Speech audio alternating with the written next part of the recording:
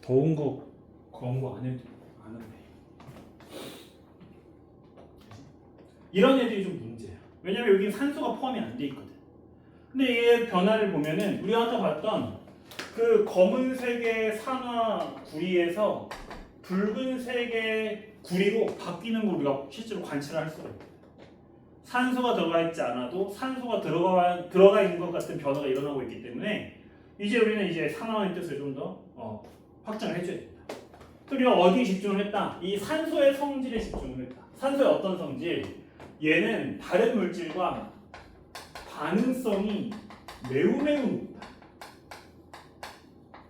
어느 정도로 높다? 모든 비금속들 중에서 몇 위? 2위다. 그치? 가장 높은 게 플로린이고 그 다음이 산소. 그래서 반응성이 매우 높아서 일반적으로 어떻게 한다? 비금속이기 때문에 주로 전자를 다른 물질로부터 받게 된다. 그러면 산소를 얻는다라는 표현, 산소를 얻는 물질은 반대로 우리가 어떻게 표현해 줄 수 있다? 산소에게 전자를 그렇지 준다라고 표현할 수 있다. 그러면 이제 우리는 이 산화 환원의 뜻을 바꾸어서 확장시킬 수 있게 되는 거죠.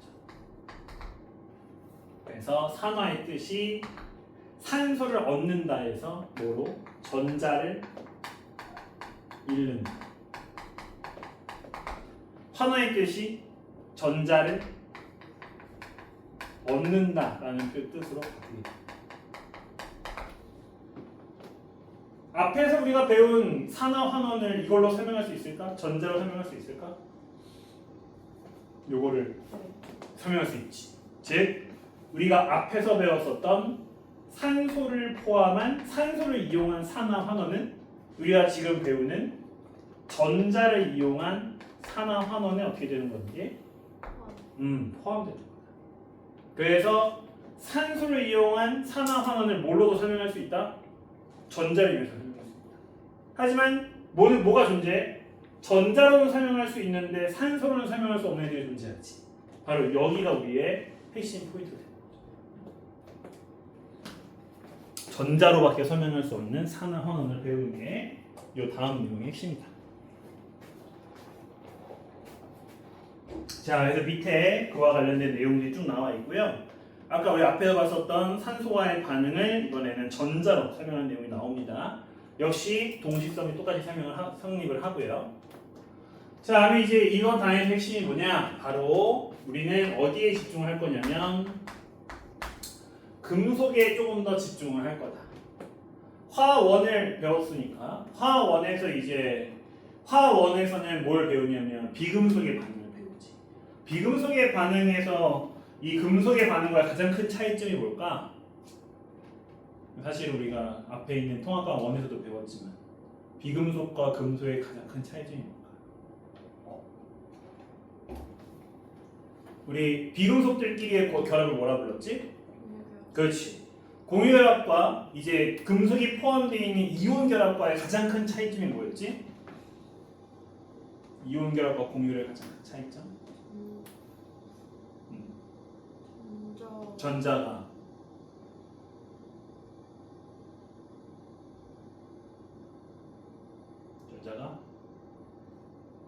완전히 이동하는 게 이온 결합이고 공유는 어땠어? 말 그대로 완전히 못 가. 그렇지? 그냥 둘이 걸치는 거야. 그렇지? 그래서 얘가 힘이 세든 약하든 전자를 확실하게 주는 것도 아니고 확실하게 받는 것도 아니야. 하지만 이온 결합은 어떻지? 그렇지. 금속은 확실하게 주지. 비금속은 확실하게 받지. 이것 때문에 우리는 1학년 과정에서의 쉬운 산화원을 배울 때는 어디에 집중한다? 전자를 확실하게 주고 확실하게 받는 누구에만?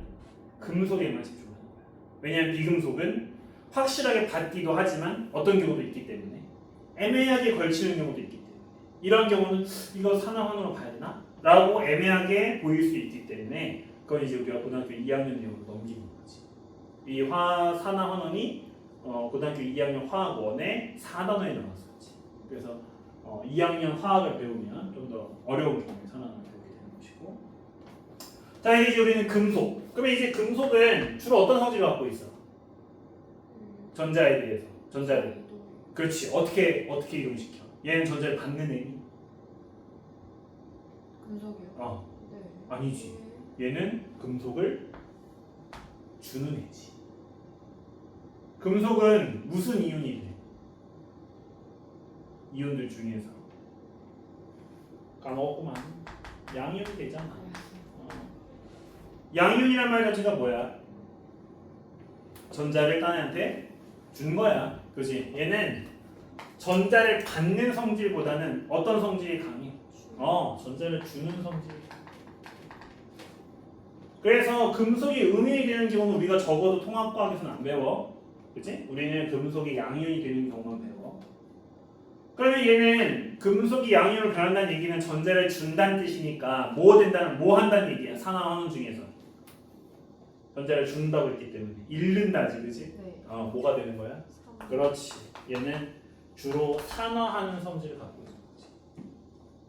그러면 금속과 관련된 반응은 산화만 있느냐? 아니지. 당연히 환원도 있어야지. 어떤 게 환원이 되는 거야? 당연히 되돌아오는 게 환원이 되는 거야.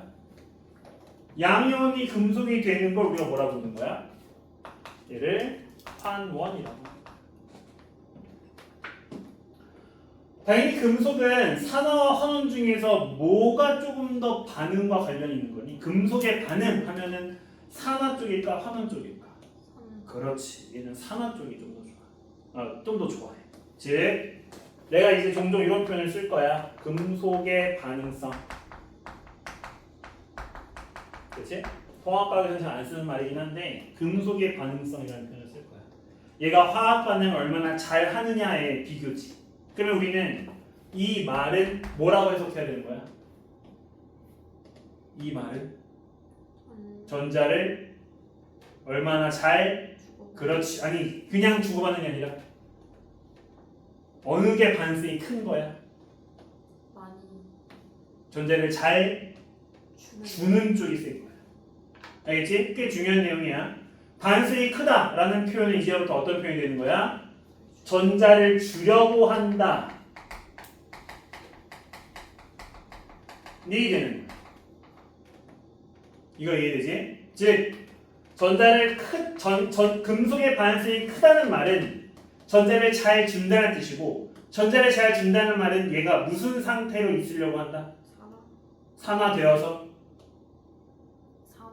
된 다음에 결과물이 뭐야? 양이. 그렇지. 얘는 양 이온이 되려고 한다. 이런 말입니다. 그러면 반대로 반응성이 작다는 말은 무슨 뜻일까? 금속이 되려. 그렇지. 얘는 전자를 받을 수는 없지. 네. 음이 될 수는 없는 거야. 그럼 얘는 최대로 전자를 받을 수 있는 어디까지만 받을 수 있어? 금속이 될 때까지만 받을 수 있지. 즉 반응성이 작다는 얘기는 뭐가 되려고 한다? 순수한 금속 상태가 되려고 한다. 어떤 말의 차이인지 알겠지? 네. 금속은 여기서 말하는 금속은 물질의 종류를 말하는 게 아니라 얘는 중성 상태를 얘기하는 거야. 정기적으로 중성 상태를 얘기하는 거고 양 이온은 전자를 줘서 플러스 성질이 된 걸 말하는 거지. 이 말을 잘 정리하고 이해하고 있어야 돼. 앞으로 이 말을 계속 쓸 거거든. 금속의 반응성이란 이런 뜻이에요. 이해되니? 자, 그러면 14쪽 넘어가게 되면 14쪽이야. 잠시만요. 거기니? 아니요. 다 안 썼니? 네. 써.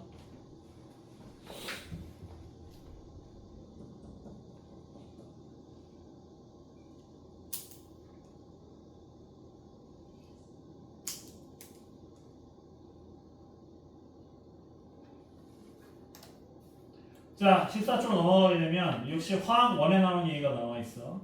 화학 1에 역시 산화환원 단원을 보면은 뭐에 대한 얘기가 나오냐면 제일 위에 나와 있는 표인 이온화 경향이라고 하는 표가 나와 있어. 그치? 예전에 통합과학에서 이 표를 외웠어야 되는데 요즘에는 이걸 가지고 문제를 내시는 분은 없어. 근데 그럼에도 불구하고 이걸 왜 안 지웠을까? 요 안에 들어있는 의미를 좀 기억해야 된다는 거야. 여기를 보면 우리가 알고 있는 금속들을 반응성 순서대로 쭉 나열을 해놨어. 그치? 왼쪽으로 갈수록 반응성이 큰 거고 오른쪽으로 갈수록 반응성이 작은 거야. 우리는 이 표를 보고 뭘 알아낼 수 있어야 될까? 예전에는 누가 누구보다 반응성이 크다는 걸 알 수 있어야 됐어. 그치? 근데 이제 뭐 할 수 있어야 돼? 이 표는 나한테 줘. 이제부터 줄 거야. 그지? 그러면 이 표를 알고 있는 상태에서 우리 뭐 할 수 있어야 돼? 여기 나와 있는 금속인 아연이라고 하는 금속과 구리라고 하는 금속을 비교할 수 있어야 돼. 자, 얘들을 비교해보자. 누가 더 반응성이 크다고 했어? 아연. 아연이 더 반응성이 크다고 했어. 그러면 우리는 이 반응성이 크다는 말은 무슨 말과 같다? 아연은 무슨 상태로 변하려고 한다? 그 양이. 그렇지. 얘는 이온 상태로 변하려고 하는 거야. 구리는 얘랑 옆에 있으면 금속 상태, 원자 상태로 바꾸려고 한다는 거지. 그치? 그러면 이제 우리는 이 반응성의 의미를 알고 반응성을 비교해서 이걸 알고 있을 때 우리는 뭘 할 수 있어? 반응의 예측을 할 수 있어. 자, 아연이 이온 상태인 2+ 반응, 이온이야. 자, 얘가 순수한 구리랑 반응을 한대. 자, 어떤 일이 일어날까? 를 그냥 옮겨와요. 아니지. 네? 아니야. 아니에요. 내가 방금 말했잖아. 반응성이 크다는 건 무슨 상태로 있으려고 하는 거다? 아, 양이. 이온 상태로 있으려고 하는 거다. 자, 누구와 이온 상태로 있어? 아연. 아연이 이온 상태로 있지. 네. 그러면 아연은 얘한테 전자를 받아 안 받아? 안 받아. 그지? 얘들은 이온 상태로 있는 걸 더 좋아해. 네. 그러면 둘 다 이온 상태로 있는 걸 좋아하는데 그러면 누굴 따라가는 거야? 힘이 센 애를 따라가는 거야. 네. 누가 힘이 세? 아연. 아연이 힘이 세지. 네. 그러면 얘는 얘한테 전자를 받을 이유가 있어 없어? 없어. 얘는 그냥 그대로 남아있는 거야. 더 뺏어갈 수 없어요. 어? 더 뺏어갈 수 없어요. 없어. 왜냐면 아연은 최대로 만들 수 있는 이온이 2+까지 아. 이건 우리가 이미 옥텐 룰에서 배웠잖아. 그치?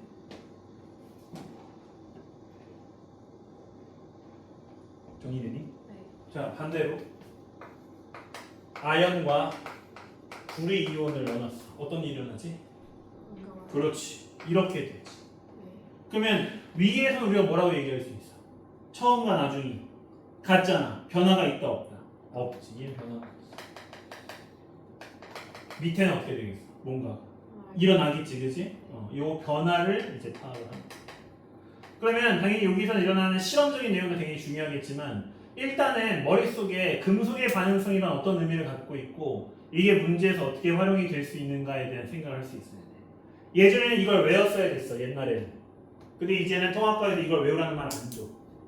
대신 이걸 알려줘. 야, 아연이 구리보다 반응성 크다. 이걸 알려준단 말이야. 그럼 이제 우리는 이걸 알고 있는 상태에서 그러면 이런 일은 이런 일이 일어나겠구나. 이런 일이 일어나겠구나. 이 반응의 결과를 예측하는 문제들을 주로 만나게 돼요. 정리되지?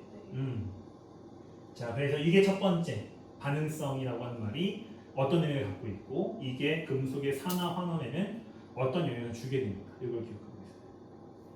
두 번째는 당연히 실험과 관련 내용이야. 자, 여기서 나오는 대표적인 실험이 두 가지가 있는데 바로 밑에 있는 게 첫 번째 실험이 바로 아연 막대랑 그 다음에 황산구리 투 수용액을 활용한 실험인데 얘기했던 것처럼 아연은 금속 이름이다. ZN이 이제 그 원소 기호고, 그치? 얘는 이온을 만들 때 ZN 2+를 만들어.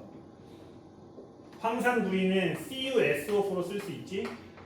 얘는 물에 녹아있기 때문에 이온화가 돼. 그래서 얘는 Cu2+랑 SO4E- 자, 이렇게 두 가지 이온을 바뀌어. 이 중에 여기 나와 있는 SO4E- 이번 내 실험에서 중요해 안 중요해? 얘는 전혀 중요하지 않아. 그래서 얘는 그냥 옆에 있는 얘랑 붙어있는 역할이지 뭔가 실험의 핵심적인 역할이야. 우리의 관심은 어디에 집중되어 있는 거야? 아연과 구리 이온에 집중되어 있는 거야. 방금 썼던 것처럼 얘네 둘을 섞어놓으면 어떤 일이 일어난다? 누가 더 반응성이 크기 때문에? 아연. 아연이 더 반응성이 크기 때문에 네. 아연이 뭐가 될 것이고 양. 그렇지. 양이온이 될 것이고 네. 얘가 내놓은 전자를 누가 받아서 구리가 받아서 구리가 뭐가 되는 거야? 양. 금속이 되는 거지. 그럼 당연히 실험이니까 우리는 이 실험에서 관찰 가능한 사실을 볼 수 있어야 돼, 그지? 첫 번째, 우리 아까 구리는 뭐가 계속 중요하다고 강조했었냐면 색깔이 중요하다고 했었지. 여기 보면 Cu2+라고 하는 이온이 등장했어. 그러면 얘 산화구리랑 똑같네? 검은색인가 생각할 수 있지만 얘가 앞에 있는 애랑 다른 거는 이번에 있는 이 Cu2+는 어디에 녹아있는 거냐면 물에 녹아있는 상태야, 그지? 그래서 수용액 상태의 Cu2+가 되는 거야. 그때 또 색깔이 달라져. 그지? 그래서 얘가 무슨 색깔이다? 푸른색이지. 그래서 이 푸른색을 원래 띄고 있었는데 당연히 푸른색을 띄고 있는 CU2+가 점점점 어떻게 되고 있어? 없어지고 있는 거지. 즉 이 푸른색이 점점 어떻게 된다? 사라져가는 거지. 그치? 푸른색을 띄고 있는 CU2+가 줄어들게 되면서 푸른색이 무색으로, 즉 색깔이 옅어지는 변화를 관찰할 수 있게. 이해돼? 그럼 물색이 그런 거죠? 그렇지. 물색이 되는 거지. 물은 아무 색이 없는 거니까. 그치? 네. 아연 이온은 색깔이 없거든. 구리 이온은 색깔이 있어. 굉장히 중요한 변화 중에 하나고 딱 눈에 봐도 색깔이 눈에 보이니까. 두 번째는 자 여기 내가 넣어놓은 게 아연 막대기였어. 근데 이 아연 막대기가 아연 이온으로 바뀌는 거야. 이온은 당연히 물에 녹지. 그럼 우리 눈에는 어떻게 보이는 거야? 이 아연 막대기가 점점점 녹아 사라지는 걸로 보이는 거지. 그럼 용액에 딱 넣었더니 단단한 금속이 스물스물 녹아가지고 사라진 모습을 내요. 그래서 이 아연 막대가 녹아서 사라지는 거죠. 우리 눈에 보이는 거지. 그런데 자 아연이 사라지기만 하는 게 아니에요. 아연이 사라지는 대신 누가 점점점 생겨나고 있어? 구리가 점점 생겨나고 있지. 얘 색깔이 무슨 색이었기 때문에 붉은색이었기 때문에 이 구리가 점점점 드러나는 거야. 주로 당연히 어디서 드러나겠어? 아연과 반응하니까 아연 표면에 얘가 달라붙겠지.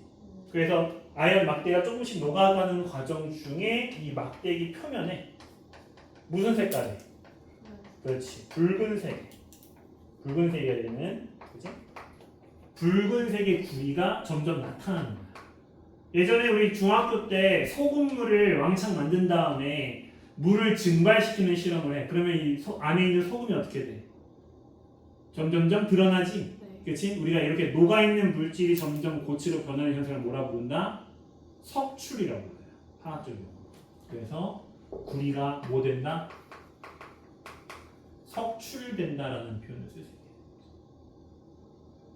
자, 이게 우리 교과서에 나오는 이 실험 결과야. 이거는 뭐 이 실험하면 항상 물어보는 기본 질문이기 때문에 당연히 어떤 변화가 일어나는지 얘기해 줄 수 있어야 되고 각각의 변화가 왜 나타나는 것인지도 간단하게 설명해 줄 수 있어요.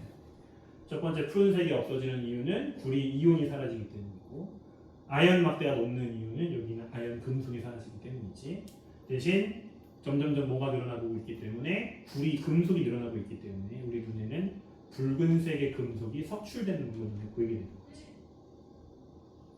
하지만 나는 물론 여기서 이제 이렇게까지만 물어보는 쉬운 문제를 낼 수 있는 가능성도 높지만 사실 이 실험의 가장 핵심은 방금 얘기했던 것처럼 이 금속의 반응성을 비교하는 것이라고 생각해.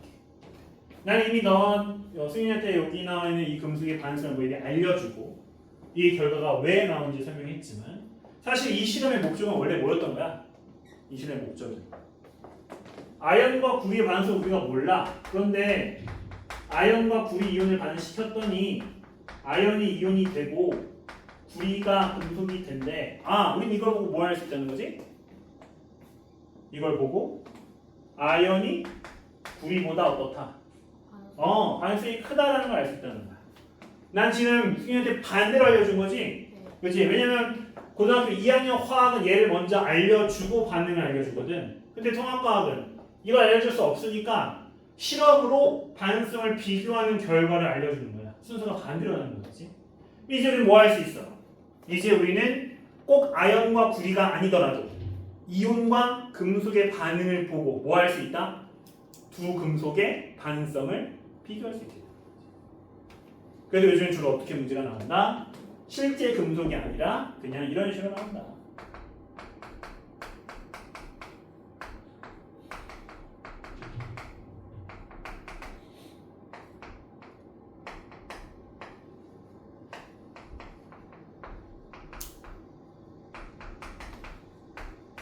자, 이런 반응이 나왔다. 그지? 그럼 이제 우리 뭐 할 수 있어? 이 A, B, C라고 하는 임의의 금속들의 반응성을 비교할 수 있겠지. 첫 번째 반응에서는 어떤 비교를 할 수 있어? 누가 더 반응성이 큰 거야? A. 그렇지. A가 B보다 반응성이 큰 거지. 변화가 없다는 얘기는 이 상태로 그대로 남아있다는 뜻이야. 밑에 있는 방에서 누가 더 가능성이 큰 거야? B요. 그렇지. B가 C보다 큰 거지. 즉 이 세 금속의 반수를 비교하면 A, B, C 수행이 되는 거야. 그럼 이제 문제는 어떻게 물어봐? 이렇게 반수를 직접 물어보는 게 아니라 야 그러면 A랑 C 이온이 반응하면 어떻게 되겠니? 이렇게 질문하는 거지. 어떻게 되는 거야? 그냥 바뀌어요. 그렇지. A가 뭐가 되는 거고 이온이 되는 거고 네. C가 금속이 되는 거지. 여기서 이런 생각을 해줄 수 있어. 아까 이제 승희가 나에게 했던 질문과 연관되는 부분인데 여기 보면 A는 전자를 몇 개만 얻으면 돼? 몇 개만 잃으면 돼? 한 개만 잃으면 돼. 여기는 C는 전자를 몇 개 잃어야 돼? 2개 잃어야 돼. 그렇지? 얻을 때도 2개 얻겠지? 그럼 얘들이 서로 반응을 해. 그러면 C는 하나만 받으면 되니까 C 플러스가 되는 거 아니야? 이렇게 생각할 수 있어. 맞을까? 아니요. 그럼 어떻게 써? 맞춰줘야 돼요. 그렇지. 어떻게 맞춰줘야 되지? A, E. 그렇지. A의 개수를 2배로 늘려줘야 되지. 주고받는 전자는 같지만 자 이온이 될 수 있는 쪽은 뭐만 이온이 될 수 있는 거야? 반응성이 더 큰 쪽만 이온으로 남을 수 있는 거야. 반응성이 작은 쪽은 어떻게 돼야 돼? 전자를 죄다 받아서 뭐가 돼버려야 돼? 금속이 돼버려야 돼. 그래서 내가 아까 썼던 이 반응, 이 식은 당연히 완전히 틀린 식이다. 그렇지? 요즘 대부분의 학교 선생님들은 이 부분을 문제에 주로 포인트로 준다. 예전에는 이 실험에 나와 있는 여기 이 내용들을 직접 물어보는 문제들이 많이 나왔고 당연히 이 문제는 당연히 기본 문제지만 이제 주로 변별력을 주는 어려운 문제들에서는 반응성을 실험의 결과로 파악을 한 다음에 그걸 가지고 실험의 결과를 예측하는 2차 문제들을 가지고 주로 금속의 반응을 문제를 주게 됩니다. 정리되니? 그래서 이제 이거와 관련된 또 하나의 금속 실험이 이제 여기 지금 프린트는 안 나와 프린트에 살짝 나와 있어. 프린트에 살짝 안 나와 있어. 미안해. 금속 프린트는 안 나와 있는데 이제 뒤에 아마 문제에 나와 있을 거야. 바로 실험 두 번째는 구리 막대랑 그 다음에 이제 질산은의 반응. 역시 질산은에 있는 AgNO3에서 이 NO3-는 음이온이고 그래서 필요가 없는 애지. 얘는 관심이 없어. 결국 이 반응은 누구와 누구의 반응이야? C와 Ag 플러스의 반응이야. 위에 있는 표를 보면 알겠지만 누가 더 반응성이 커? C가 더 반응성이 커. 네. 그지? 그러면 어떻게 돼야 돼? 네. 얘가 이온이 돼야 되겠지? 네. 은은 금속으로 돌아가요. 그치? 대신 얘는 앞에 했던 얘처럼 이 전하수가 다르니까 어떻게 해줘야 되겠어? 개수 맞춰줘야 되겠지? 은에다가 2를 이렇게 붙여줘. 자, 그럼 이제 수윤이가 할 수 있는 건 두 가지야. 첫 번째는 뭐 할 수 있을까? 당연히 아까 앞에 있는 실험처럼 실험 결과 예측할 수 있겠지? 네. 당연히 우리가 구리를 직접 실험에 넣은 이유가 있어. 바로 색깔 변화를 보기 위해서. 이 경우에는 용액의 색깔 어떻게 변하지? 용액이? 파란색. 그렇지. C2플러스 이번에 생기고 있어. 네. 그래서 얘는 반대로 무색에서 푸른색으로 변하는 푸른색이 짙어지는 변화를 관찰할 수 있게 되는 거지. 자, 당연히 아까 우리 앞에 들었던 것처럼 이번엔 누가 녹는 거지? 은이 아니라 뭐지? 원래 금속이었던 애가 녹는 거야. 네. 얘가 뭐야? 구리지 구리. 네. 그래서 구리가 우리 눈에는 녹는 것처럼 보이게 되는 거지. 실제로 녹는 거지. 그렇지? 네. 대신 누가 만들어지고 있어? 은. 그렇지. 은이 만들어지고 있는 거지. 그럼 우리 아까 이렇게 만들어지는 걸 뭐라고 표현했어? 석출이라고 표현했지. 그렇지? 은은 무슨 색이야? 은은 무슨 색? 은색이야. 맞아. 대신 그냥 은색이라고 하면 이상하니까 은백색이라는 표현을 써. 그래서 은백색의 은이 뭐한다? 그렇지. 석출된다. 앞에 있는 얘랑 똑같아. 얘네 둘이 항상 짝이죠 나온 이유가 그래서 그래. 그래서 앞에 걸 배운 다음에 이걸 응용해서 얘를 써보자 이렇게 나옵니다. 근데 왜 이 실험이 더 어려운 실험일까? 이 실험이 더 왜 어려운 내용일까? 바로 아까 얘기했던 이것 때문에 그래. 바로 뭐? 개수. 구리의 개수는 1이고 은의 개수는 2야. 이 말은 무슨 뜻이야? 은이 하나 없어질 때마다 구리가 하나 없어질 때마다 은은 몇 개씩 발생한다? 2개씩. 앞에 있는 이 반응은 아연과 구리의 반응은 개수가 똑같았어. 즉 하나 없어질 때 하나 생긴다. 그지? 그래서 우리 앞에 있는 이 실험에서 뭐라고 얘기할 수 있었냐면 이온의 전체 개수는 변한다 안 변한다. 그렇지. 하지만 여기서는 그렇지. 어떻게 변하지? 이온의 개수가. 저거. 그렇지. 그거지. 네. 바로 왼쪽에 있는 애들이 없어지는 거고 오른쪽에 있는 게 생기는 거니까. 네. 2개 없어지고 하나 생기고 있지. 때문에 전체적인 이온의 개수는 어떻게 되고 있다? 줄어들고 있다고 얘기할 수 있다. 그래서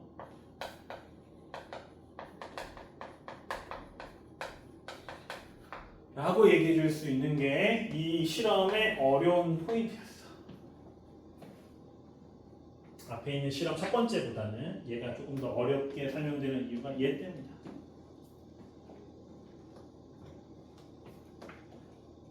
학교 선생님이 의도치 않게 나를 좀 도와주셨는데 학교에서 그 산과 연기를 먼저 설명했다고 했잖아요. 네. 산의 가장 중요한 성질 중에 하나가 뭐지? 산성하면 딱 생각나는 거. 너무 많은 것 같아요.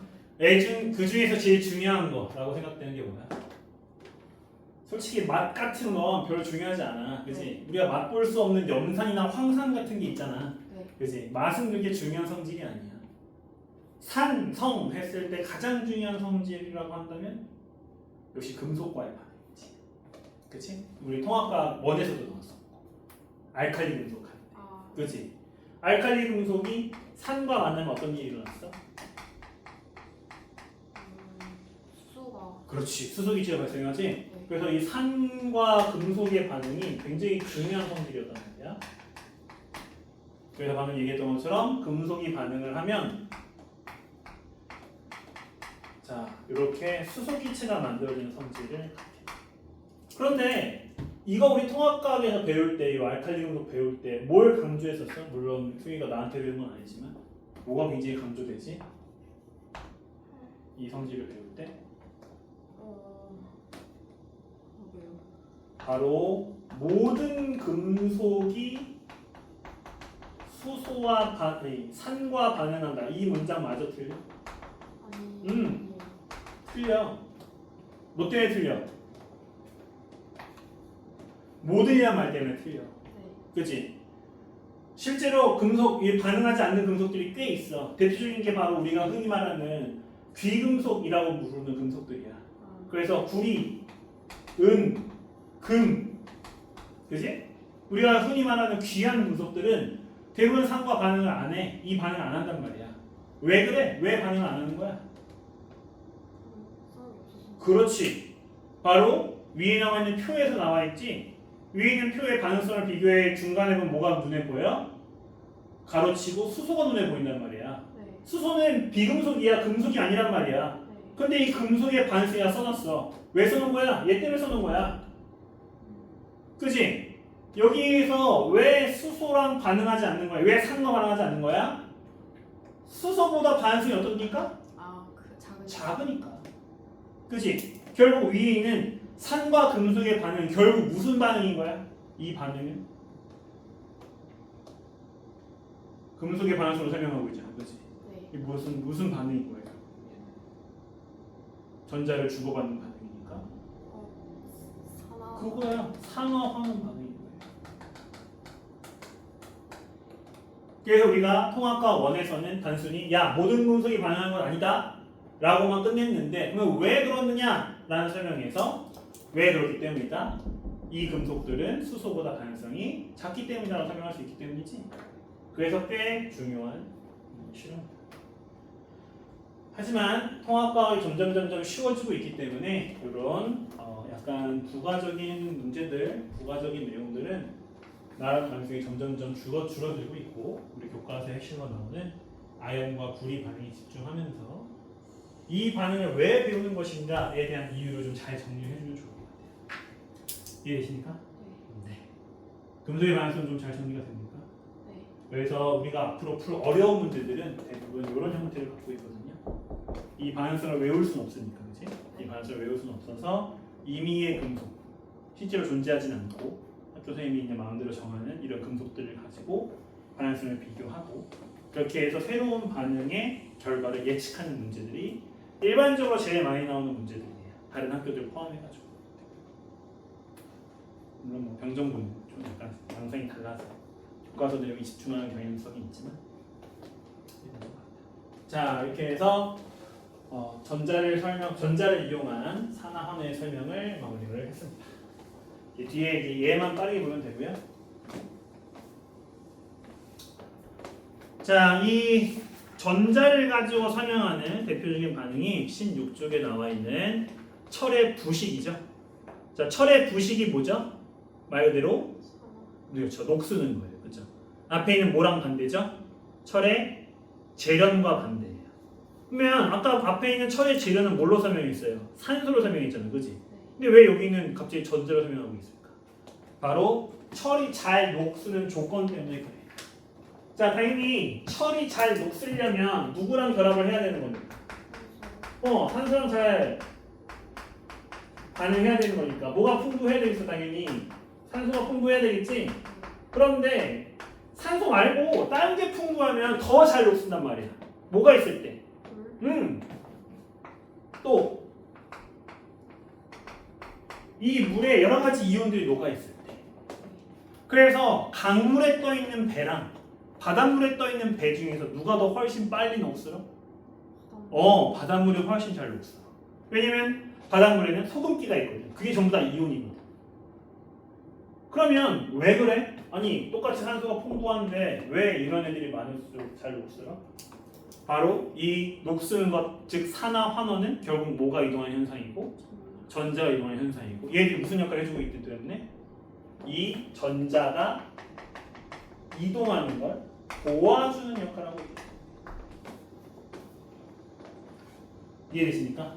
네. 그래서 얘를 전자와 관련된 산화환원으로 분류를 하고 있는 거예요. 그래서 그와 관련된 반응식이 지금 16쪽 제일 위에 있는데 일반적으로 통합과학에도 이 반응식은 거의 배우지 않습니다. 그래서 그냥 이런 식으로 물과 이온들이 중요한 역할을 한다까지만 기억하고 있으면 되고요. 밑에 있는 게 더 중요하죠? 근데 우리는 이 녹쓰는 게 좋아 안 좋아? 당연히 안 좋지, 그지? 그러니까 어떻게 해줘야 되겠어? 얘를 막아야 되겠지? 그래서 항상 뭐가 같이 나오냐면 이 부식을 방지하는 방법이 나옵니다. 자, 부식을 방지하는 가장 단순한 방법 당연히 뭐겠어? 부식의 원인이 되는 애들을 차단해주면 되겠지? 그래서 산소랑 물을 차단하는 방법. 어떤 방법을 차단하면 된다? 물과 안 친한 애를 발라버리면 돼. 물과 안 친하다. 무슨 성질이었지? 그건 통합과학 스타일이 아니잖아. 통합과학에서 물과 안 친하다를 뭐라고 그랬어? 소수. 그렇지. 틀림 아니에요. 녹성 맞습니다. 소수. 이런 물질을 발라버리면 되는 거야. 소수는 곧 무슨 말이기도 해요? 물과 안 친하다는 말은 누구랑 친하다? 기름. 그렇지. 그래서 실제로 이렇게 쓰기도 하고 친유성이라고 쓰기도 하고 이런 친유성의 물질, 당연히 기름 물질들이 전부 다 친유성이죠. 그래서 기름, 페인트칠. 가장 대표적으로 뭐가 있어요? 자전거 타니? 잘 안 타니. 네. 자전거에 보면 뭐 있어? 체인 있지? 네. 체인 우리 그냥 막 달리다 보면 물 묻잖아. 네. 녹슬기 쉬우니까 뭐 해줘요? 수시로? 기름. 그렇죠. 기름칠 발라주죠. 그게 가장 대표적인. 그래서 비 오는 날 자전거 타면 안 되는 여러 가지 이유 중에 하나가 쉽게 녹슬어서 돼요.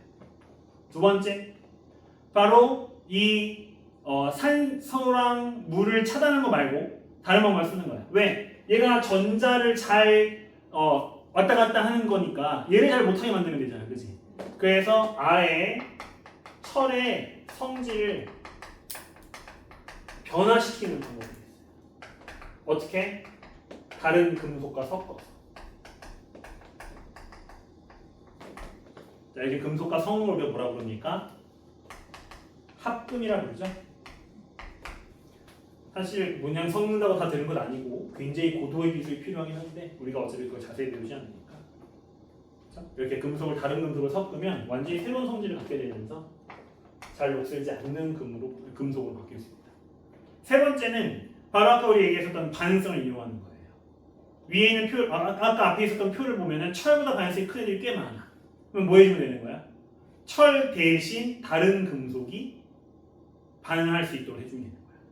그래서 이 철보다 자 반응성이 큰 금속을 붙여버리는 겁니다. 부착시켜버리는 겁니다. 그러면 누가 더 먼저 녹슨다? 그렇지, 이 금속이 더 잘 녹슨다. 일반적으로 누굴 제일 많이 붙여주냐면 마그네슘을 많이 붙여주는 편이에요. 왜냐면 알칼리 금속은 너무 반응성이 커서 얘는 오히려 도움이 안 돼. 그렇지? 적당히 속도를 조절하면서 이걸 녹슨 속도를 조절해 줄 수 있어야 되기 때문에 반응성이 크긴 큰데 그래도 앞에 있는 알칼리 금속보다 좀 덜 마그네슘을 일반적으로 많이 쓰는 편이래요. 그래서 큰 배들, 우리가 매번 페인트칠하는 거 힘든 애들, 아니면 절대로 녹으면 안 되는 애들, 기름 탱크 같은 거, 그렇지? 이런 애들을 보호할 때 이런 반응성이 큰 마그네슘 같은 거 부착해 놓으면은 조금씩 천천히 이제 녹슬게 만드는 이런 역할을 해줄 수가 있다. 그렇죠? 그래서 얘는 요 세 가지를 알고 있니 정도의 문제들만 나오는 편입니다. 이해되시죠? 자, 그 다음에 뒤조에 한참 넘어가면요, 26쪽으로 넘어가 보면 여기 보면 산화헌의 예가 나와 있거든요. 나 앞에는 산화수는 안 오나요? 그거는 아마 병정고에서 안 할 걸? 아 그런가요? 그러지 않을까? 병정고는 지금까지 산화수를 건든 적이 없거든요.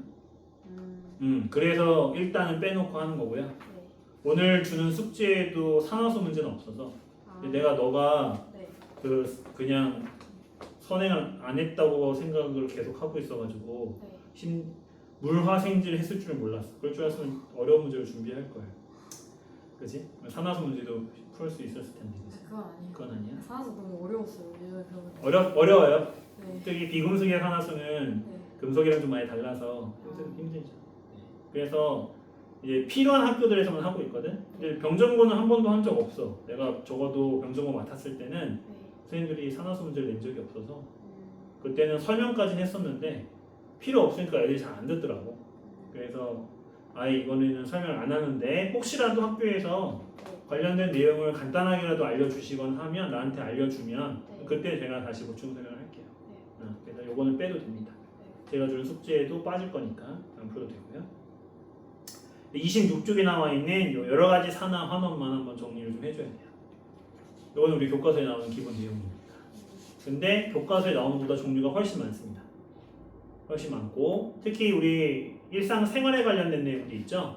대표적으로 여기 나와 있는 펌, 여기는 파마라고 써졌긴 했는데 펌, 네. 그 다음에 뭐 여기 나와 있는 유약, 물론 도자기로 빚는 게 우리의 일상생활은 아니지만 그래도 도자기 색깔 같은 거 우리가 잘 알고 있으니까 유약, 그 다음에 배터리, 제일 밑에 나와 있는 배터리, 그리고 감광유리라고 해서 잘 모를 텐데 안경 중에 실내에 들어가면 맑아졌다가 바깥에 나가면 선글라스처럼 색깔이 생기는 안경 같은 게 있어요. 모르죠? 네, 그런 유리가 있는데 이런 것들도 대표적인 산화환원을 이용한 예거든요. 자세한 원리를 기억하기보다는 이런 게 산화환원과 관련된 예다 정도로만 정리하고 있으면 충분하니까 그렇게 한번 쭉 훑어보는 용도로 여기 있는 내용 이용해 주시면 돼요. 이해되죠? 자, 앞으로 다시 잠깐만 돌아와서 어디를 잠깐 볼 거냐면 지금 페이지 18쪽, 19쪽을 볼 건데 사실 화학원을 그래도 한 번이라도 봤으면 여기가 그래도 괜찮을 텐데 사실 여기는 내가 선행을 안 한 애들을 용으로 일단 만들어 놓은 부분이긴 해. 뭐에 대한 얘기냐면 결국 이 반응에 대한 얘기인데 산화하는 반응에 대한 얘기. 아까 얘기했던 것처럼 우리가 이 반응성을 비교하는 방법으로 결과를 예측할 수가 있었어. 근데 이 반응식에서 중요한 건 또 하나가 뭐야? 바로 이 개수 맞추기. 그치? 이 화학 반응식의 개수는 곧 모름이 하니까 그 물질의 개수를 의미하는 거니까, 그렇지? 얘가 몇 개만큼 사라졌고 몇 개만큼 생겼는지를 확인할 수 있는 지표가 되기 때문에 이제 이거 가지고 어려운 문제를 많이 낼 수 있지. 그리고 화학에는 주로 이걸 가지고 문제를 내죠. 우리가 소위 말하는 양적 관계라는 게 어렴풋이 기억이 좀 나죠. 그리고 통합과학에서도 이걸 아주 적극적으로 활용하는 건 아니지만 어려운 문제들에서는 이 양적 관계의 문제들이 심심치 않게 나옵니다. 당연히 어렵진 않아요. 어렵진 않지만 심심치 않게 나옵니다. 그래서 그런 문제 중에 몇 가지를 이제 갖고 온 거죠. 그래서 18쪽에 6번 같은 문제가 18쪽 6번 같은 문제가 일반적으로 이 화학 원을 선행 안 한 친구들이 제일 힘들어하는 내용이라서 원래는 그래서 이걸 풀어주는 건데 그래도 화학을 어느 정도 봤던 기억이 있으니까 대충 기억날 수 있겠죠? A이온이 들어있대요. 그 다음에 여기다 B를 넣었대. 그래서 A가 이온이고 B가 금속인데 이걸 변화시켰대. 그래서 옆에 있는 그래프를 보니까 뭔가 변화가 일어나고 있거든. 그 말은 무슨 뜻이야? 변화가 일어나고 있다라는 말 자체가. 그렇지. B가 이온으로 바뀌고 A가 금속으로 바뀌었다는 거야. 둘 다 이온으로 존재할 수는 없다고 했었지. 그런데 여기에서 우리가 지금 뭘 모르지? 그렇지. 개수도 모르고 뭐도 몰라? 전하수도 몰라. 그래서 이걸 우리가 구하는 작업을 해줘야 되지. 이걸 알려주기 위해서 이제 밑에 나와 있는 개수가 나와 있는 거예요. 자, 처음에 B를 아무것도 안 넣었을 때 A가 몇 개 있었대? A 이온이 그렇지 8N개가 있었대. 그지? 근데 B가 몇 개를 반응했을 때 2N개가 반응했을 때 문제는 A가 6N개가 있다가 아니라 전체 이온이 몇 개 있다. 전체 이온이 6N개. 이 말은 무슨 뜻이 되지? B가 2N개에 반응했다는 얘기는 B 이온이 몇 개 만들어졌다는 얘기가 돼? B 이온이 2N개 만들어졌다는 얘기가 돼. 그래서 없었던 B 이온이 2N개 생겼어. 그 말은 전체 이온의 개수를 6N개 맞춰주기 위해서는 A 이온이 몇 개 남았다? 4N개 남았지. 그 말은 A가 몇 개 반응했다? 4N개 반응했다라는 말이야. 그러면 A와 B가 몇 대 몇으로 반응했기 때문에 2대 1로 반응했기 때문에 우리는 A와 B의 전하수 역시 몇 대 몇이다? 몇 대 몇? 1대2. 그렇죠. 1대 2가 돼야 되죠? 네, 이 식을 완성할 수 있는지를 물어보는 문제예요. 그래서 내가 이거 완성하는데 별로 어려움이 없다. 그러면 괜찮아. 근데 이게 뭔 소리지? 하면 이제 이걸 좀 연습을 해야 돼. 근데 지금 딱 봐도 얘 이해를 잘 하고 있는 것 같으니까 별로 걱정할 거 없을 것 같고 그래서 이 문제 풀이의 형식을 기억해주면 돼요. 통합과학에서 가장 어려운 유형이 이거일 거야. 나올 수 있다면 학교 선생님이 이걸 낸다면 낼 수 있는 가장 어려운 문제 유형이 이 유형이니까 요거까지만 할 수 있다고 정리가 되면 괜찮다. 자, 정리가 됐나요? 괜찮아요? 네, 질문 있을까요? 근데 제가 아까 문제 중에 네. 그 질량 질량 문제요. 네. 그건 뭐예요? 자, 요거죠. 네. 여기서 이제 이어지는 거죠. 자, 우리가 지금 따질 거는 개수죠. 네. 그렇죠? 그래서 우리 이 식을 보면서 무슨 얘기를 해줄 수 있냐면 이온의 개수가 어떻게 변하는지 얘기할 수 있죠. 그래서 A가 2N개 없어질 때마다 B는 1N개씩 만들어지기 때문에 전체 이온의 개수는 어떻게 되고 있다. 감소하고 있다 이렇게 얘기할 수 있죠. 근데 이제 여기에 추가적인 문제를 줄 수 있는 게 바로 뭐냐면은 이 금속의 질량은 어떻게 변하니 이렇게 물어볼 수 있는 문제. 이온의 질량을 물어볼 수는 없고요. 그지? 이온 어차피 물에 녹아있기 때문에 이온의 질량 따져주는 건 힘들고 금속의 질량은 어떻게 변하니 이렇게 물어볼 수 있는 거죠.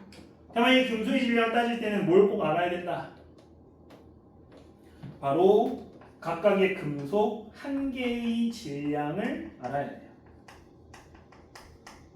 그래서 이 문제를 왜 주냐면 일반적으로 어떤 실수를 많이 해버리기 때문에 앞에 있는 이 개수 자체를 질량처럼 생각하는 경우가 많기 때문에 그래요. 하지만 질량은 단순히 개수가 많다고 해서 큰 건 아니지. 1짜리가 100개 있는 거랑 1000짜리가 1개 있는 걸 비교하면 당연히 1000짜리 1개가 훨씬 무거운 거잖아요. 그렇지? 네. 그렇기 때문에 자 이렇게 한 개 질량. 그래서 제가 예를 들어서 A 금속 하나가 질량이 40이고 B 질량 하나가 100이다 라고 이렇게 얘기를 줬습니다. 그럼 이제 우리 뭐 할 수 있지? 금속의 질량이 증가하는지 감소하는지를 알 수 있다. 어떻게 주면 됩니까? 역시 똑같이 없어지는 거, 증가하는 거, 늘어나는 거 비교해주면 되죠. 없어지는 건 몇 개씩 없어지고 있어? 한 개씩 없어지고 있지. 몇 자리가? 100자리가. 그래서 그렇죠? 생기는 건 몇씩 늘어나고 있어요? 40자리가 2개씩. 그렇죠? 그러면 둘이 비교해주면 당연히 어떻게 돼요? 맞아요. 이거가 작죠? 아, 그래서 금속의 질량은 어떻게 되고 있다? 맞아요. 감소하고 있다. 라고 푸는 문제에 필요한 게 이거예요. 한 개의 질량. 원자량이라고 부르는 거. 아,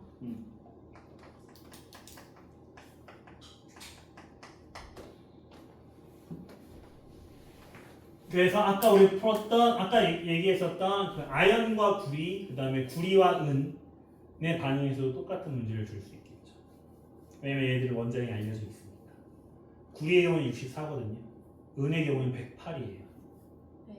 그러면 역시 질량의 반응이 진행될수록 질량이 증가하는지 감소하는지를 구분할 수 있겠죠. 그런 문제들을 주기 위해서 필요합니다. 됐을까요? 네. 또 괜찮아요. 괜찮아요? 네. 네, 병정고에서는 아까 얘기했던 것처럼 이런 화학 반응식 관련 문제들보다는 교과서에 나오는 예들을 가지고 문제를 많이 내는 편이었기 때문에 실험 결과의 예측이라고 하는 부분을 좀 집중해 줘야 되고 그 다음에 선생님들에 따라서는 산화환의 예를 가지고 문제를 내는 경우도 꽤 있습니다. 그래서 사실은 제가 아까 얘기했었던 그 페이지에 산화환의 종류가 많아진 이유가 제가 여러 학교들을 이제 수업을 하다 보면 이 선생님은 이 예에서 또 추가 설명해 주시고 누구는 또 이거 추가해주고 이렇게 추가하다 보니까 이렇게 많아진 거거든요. 아, 맞아요. 그래서 이런 것들을 학교 선생님에 맞춰가지고 암기해 주는 게 중요하다. 있죠? 네. 네. 잠깐 쉬었다가 상관 연구를 할게요. 상가연구. 네. 왜요? 안 해도 돼요? 네? 아니 안 해도 돼. 그냥